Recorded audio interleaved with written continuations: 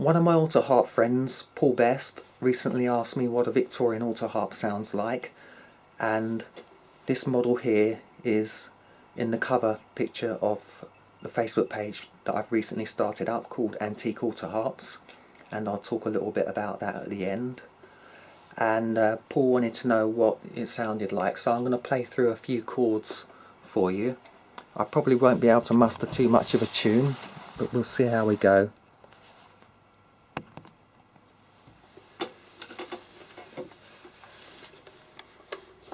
So we've got C here,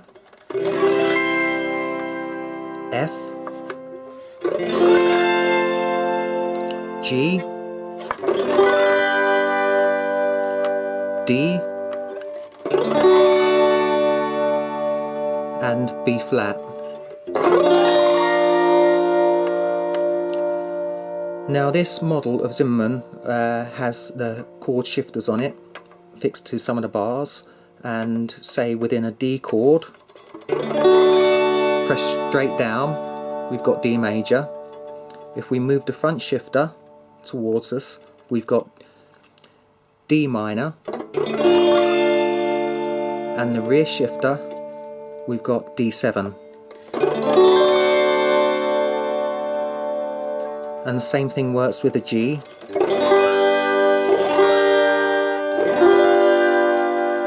And the same thing with the C, but the C has got an A minor and a C7 on it. So we've got C, C7, A minor.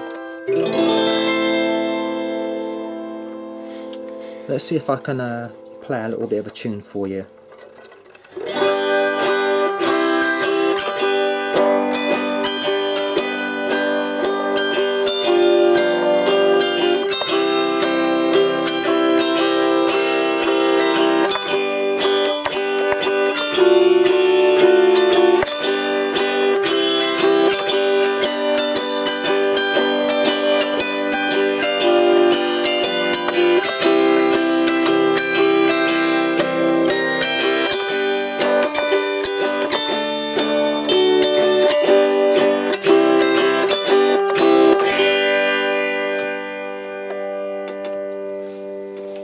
So there you go, you can get an idea of what it sounds like, which is not bad for such an old instrument. What can I tell you about this now? So this is a Zimmermann Autoharp. They were the first mass-produced Autoharps in America, and this is a No.4 model from this, what I call the second wave. His models went up in numbers like 1, 2, 3, 4, you know, depending on how many chords it's got. The cheaper ones had, you know, 3 chords and so on, and they got more expensive as they went up through the models. But this is a No.4 model from the second wave of Zimmermann produced Autoharps, and it was made between 1887 and 1892. Let's show you a little bit about how these shifters work. So when we press a chord bar down, we've got one chord. Sorry, that's a little bit out of tune. Let's try the G. And if we move the rear shifter, it moves a little buckskin pad along to its neighbouring string, which makes a different chord, in this case G7, yeah. And I don't know if you can see how they work, but alongside the wooden chord bar there's a little metal rod and there's a spring on it, and when you move the shifter it just engages and springs back again.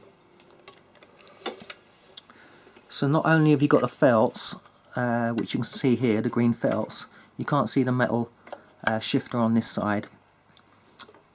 I don't know if you can see the pads of the second chord bar in as I move them.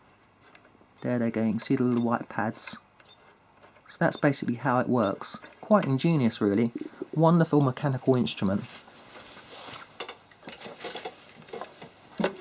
Now, I came to own this instrument. It was an eBay purchase, and I won it for 36 quid, and I had no intentions of making it playable. I thought, you know, it would just be a nice thing to have, and when I got it and opened the case, I sort of had a good look over it and thought, you know, it's in pretty good nick, really, and the strings were quite taut and they sounded roughly in tune, and I was absolutely astonished when I tuned it up to find it was just a semitone below concert pitch.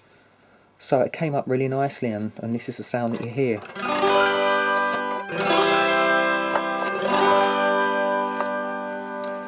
It's got no troubles on the woodwork, there's no splits, there's no coming away at the seams, there's no cracks in the back. One thing I've noticed with Zimmermann Autoharps is that I've never seen one yet with a crack in the back. Most of the German models, you know, will tend to have a split up, which doesn't really affect it too much. You know, you can still play it, but it's not good. What else can I tell you about this particular model?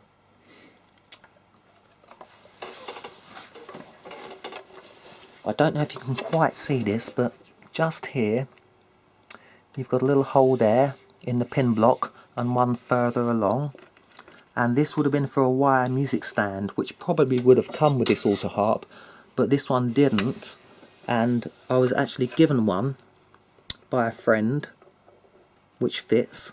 So it just fits in there just like that. It's just a piece of bent wire, and you pop that in there, and now you can get your music, Zimmermann's numbering music, which is what this instrument was invented for.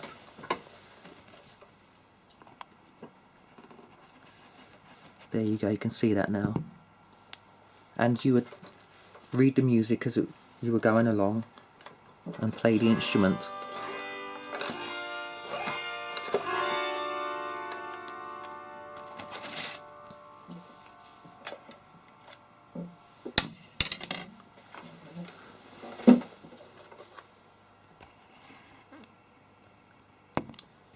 I'm just going to move the camera back now because I want to show you the case that it came in.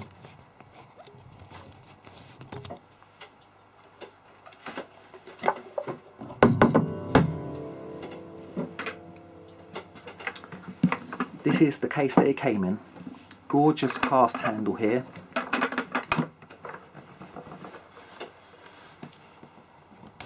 You might have a job seeing this, but inside it's actually velvet lined.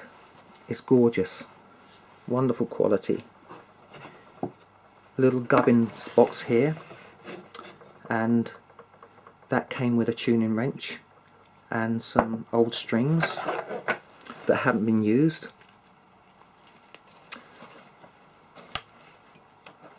Quite interesting loop ends on these strings actually. I've never seen them before. They look like they're soldered at the end. But I won't be using them for this model. I don't think they'll fit it anyway. And this is another nice thing that probably would have come with the instrument, but not this one. A friend of mine in America, Ivan Stiles, sent me these, and they're absolutely fabulous. These are Zimmermann Autoharp picks, original. So you can see the finger pick there, it's just like a little spring, and you just pop it on your finger like this. Fits quite comfortable actually, and then you just pluck away at your strings, and then you've got the thumb pick here, which in the usual way just fits over your thumb, and you can bend it slightly to fit if you want, and you can play away.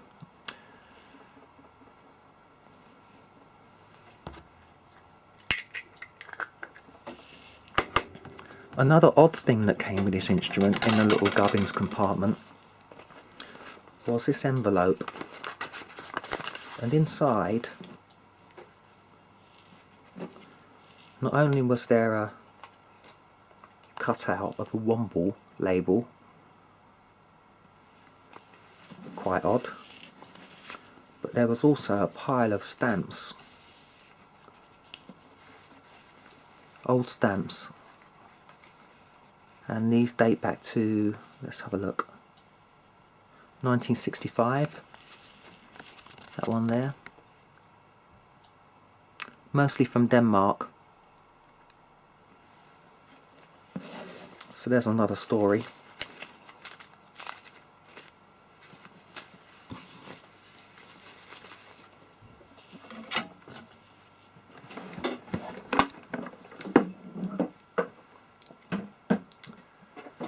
Oh, one other thing I forgot to tell you. I want to show you this. Inside the case, I couldn't work out what these were for a long time. These are leather straps, and they just hold the case open. So they fit like that. Oh, that one's pinged. Mind you, they are getting a bit old and worn. But they just hold the case open. Might see if I can get some new leather for that actually.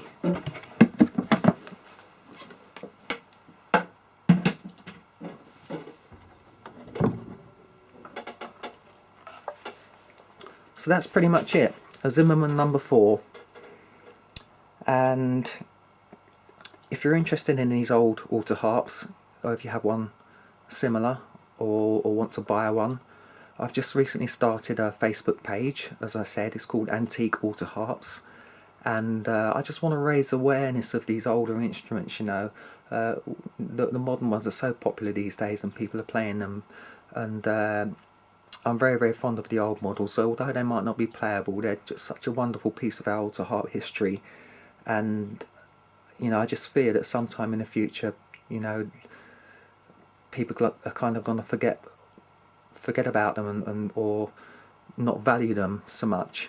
So I'm just trying to sort of raise more awareness and encourage people to look after their original Autoharps, and hopefully get some advice and information for people who know more about them than me. And that's pretty much it really. So there you go, Paul. This video is for you. Hope it helps.